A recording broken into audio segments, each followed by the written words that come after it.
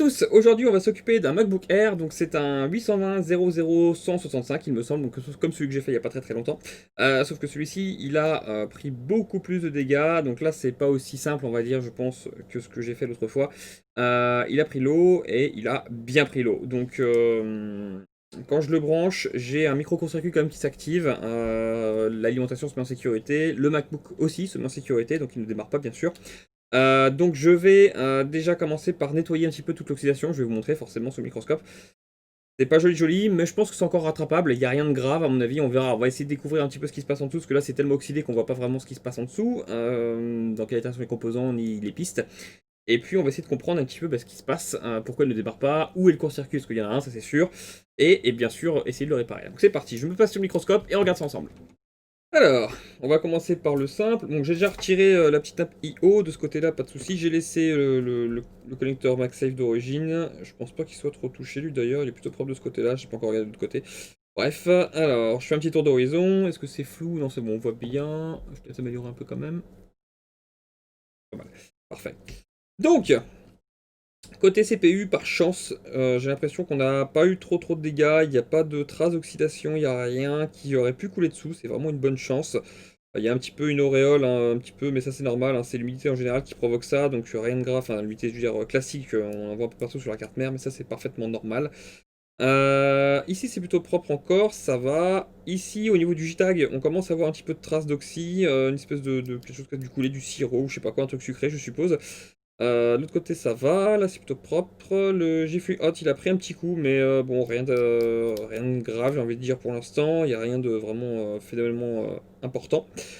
Et pour le reste, là c'est un peu c'est de la poussière, hop, ouais peut-être un petit peu d'oxy mais rien de grave non plus. Au niveau du backlight, pas de souci.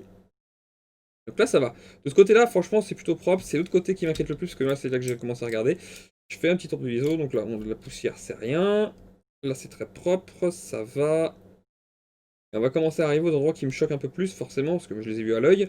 Et vous allez voir, c'est pas joli joli.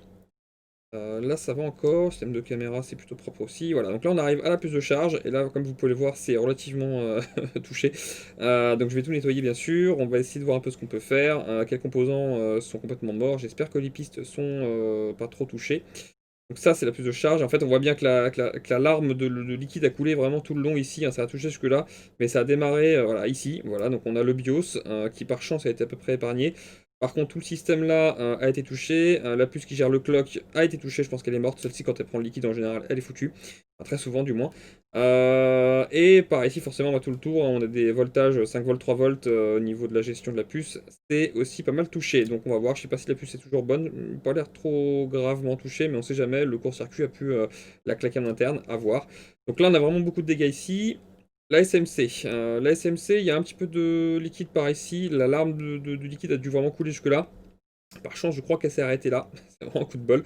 Donc la SMC doit toujours être en bon état, à moins qu'un gros court-circuit sur une ligne d'activation ou de communication ait pu taper dedans. On va voir. Et j'ai un petit peu d'oxy, donc ça c'est le backlight. Donc plus de backlight juste ici. Bon, un petit peu là, mais rien de bien grave ici, ça m'inquiète moins. Ça coule encore jusqu'au... Ouais, jusqu'à un petit port ici, donc bref. C'est tentable, c'est jouable. Je pense que si on arrive à le remettre en route, il sera fiable. Maintenant, à voir dans quel état vont être les pistes une fois que j'aurai tout nettoyé. Donc, on va le découvrir. Ici, ça a l'air pas trop touché au niveau des pistes. C'est déjà ça. Ce qui m'inquiète, c'est vraiment plutôt au niveau de la puce de charge. Bon, après, dans tous les cas, je pense que c'est réparable, hein. Il n'y a pas de trucs trop graves. Donc, on va essayer de tout nettoyer déjà pour commencer. Et puis, on va s'atteler à diagnostiquer tout ça. C'est parti.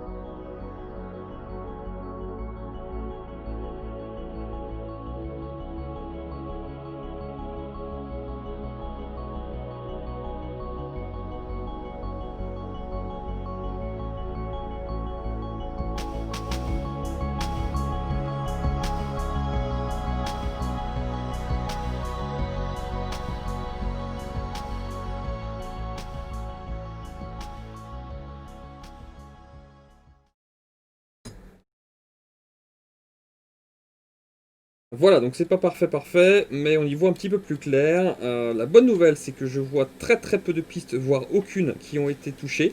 Donc ça, c'est une très bonne chose. Bon, évidemment, les composants sont sales, on voit bien qu'il y a pas mal de crasse, mais ça, ce n'est pas forcément grave. Le bas à ultrasons pourra en venir à bout facilement, je pense.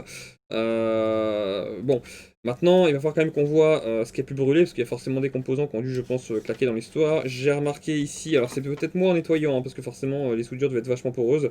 Ici, on doit y avoir, je pense, une résistance ou un pont d'eau, enfin, je vérifierai.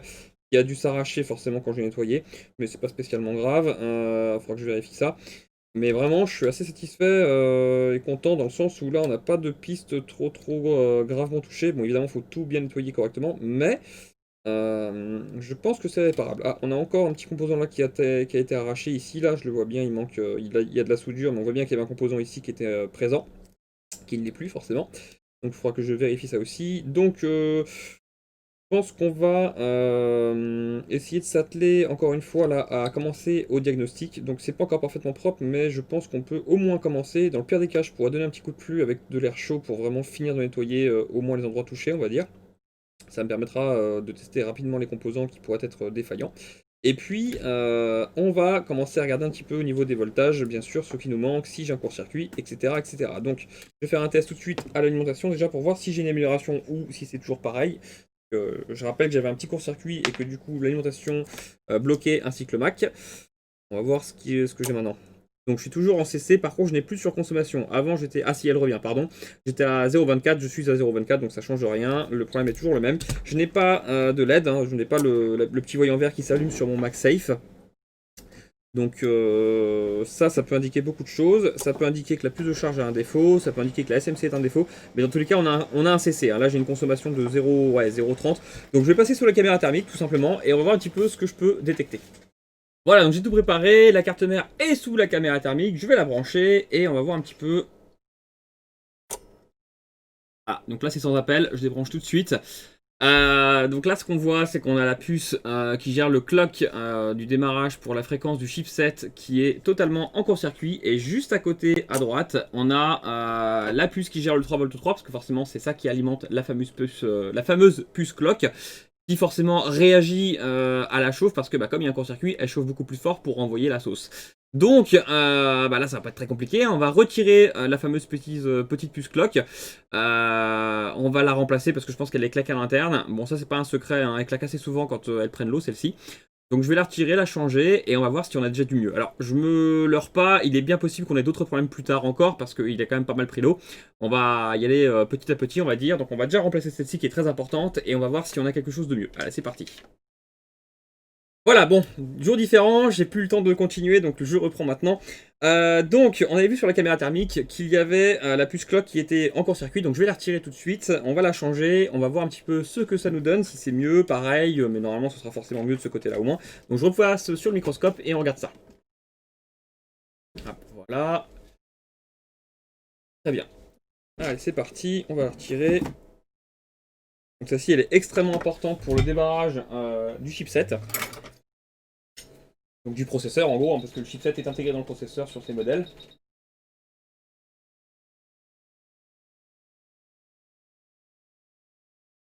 Voilà. Alors celles-ci, elles sont très sensibles, et elles ont vraiment tendance à claquer quand ça prend l'eau. Bon là, il a vraiment bien pris l'eau, donc forcément c'est à prévoir. Mais encore une fois, je serais pas étonné de voir qu'on ait d'autres problèmes plus loin ou quoi, parce il est quand même pas mal sale dans cette zone-là.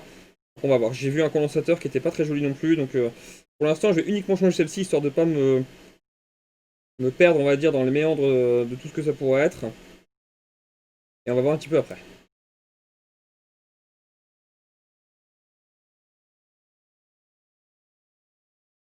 Ça commence à fondre.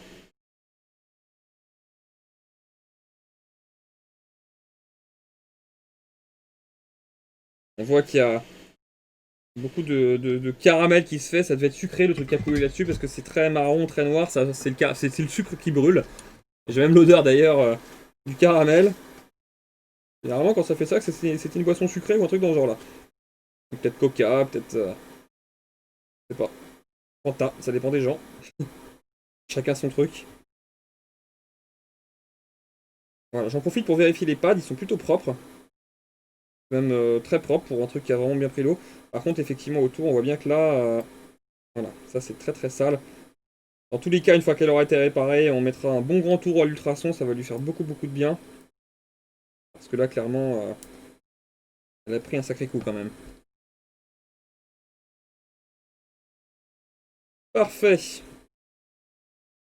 Autant que ça peut l'être du moins pour l'instant.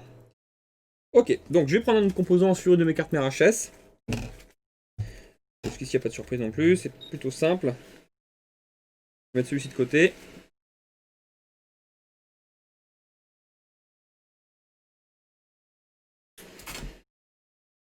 C'est un peu flou parce que je suis sur l'autre carte mère, mais ça va pas durer très longtemps.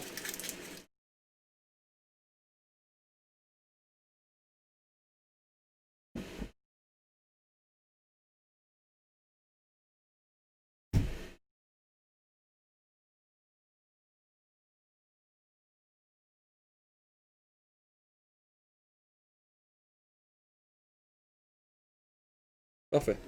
Hop.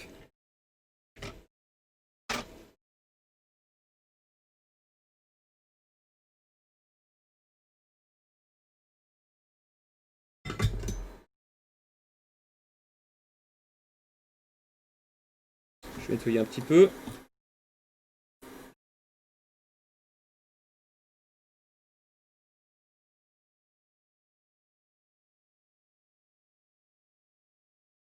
Impeccable. Et on va le remettre en place et on va pouvoir tester.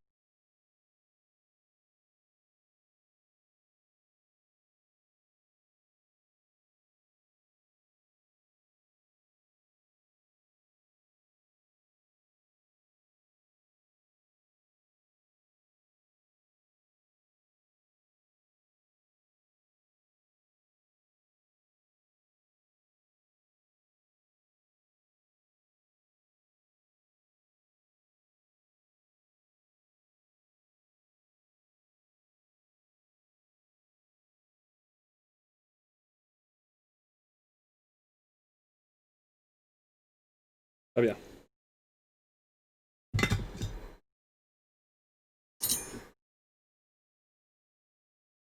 Je vérifie les soudures. Ça me paraît parfaitement correct. Je vais nettoyer une petite dernière fois, histoire d'en profiter pendant que je suis là.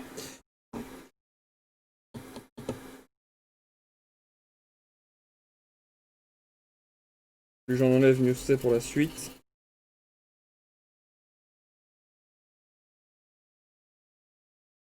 Voilà. J'ai un condensateur ici qui me plaît absolument pas parce que vous voyez le petit pad en fait qui est sur le dessus, il a complètement sauté de partout en fait. Et généralement quand c'est comme ça en fait, on a une ouverture qui se fait à l'intérieur sur les côtés et ça peut créer un court-circuit ou une très grosse fuite. Donc je verrai peut-être pour le changer. Je vais pas m'y mettre tout de suite, je veux vraiment y aller par étapes. Mais à mon avis, celui-ci, dans tous les cas, je le changerai parce que même s'il fonctionne toujours, avec le temps, il y a de fortes chances qu'il lâche complètement, hein. Donc ça, c'est vraiment un truc à pas laisser sur une carte mère, que ce soit un iPhone, un Mac, un PC. Ne jamais laisser un condensateur qui est complètement bouffé dans ce style-là parce que généralement, il va finir par lâcher sous peu, quoi, hein. Ça, c'est très très important de le savoir quand on veut faire quelque chose de durable, on va dire. Bon, je tente refroidisse et je vais pouvoir faire un essai déjà pour voir si on a une meilleure consommation, si on a toujours un court-circuit. On va voir. Voilà, je laisse refroidir, je vais brancher. Alors, vous constaterez que j'ai rechangé la caméra, on a une meilleure caméra parce que j'avais l'ancienne, enfin c'était pas terrible, là ça commence à être bien.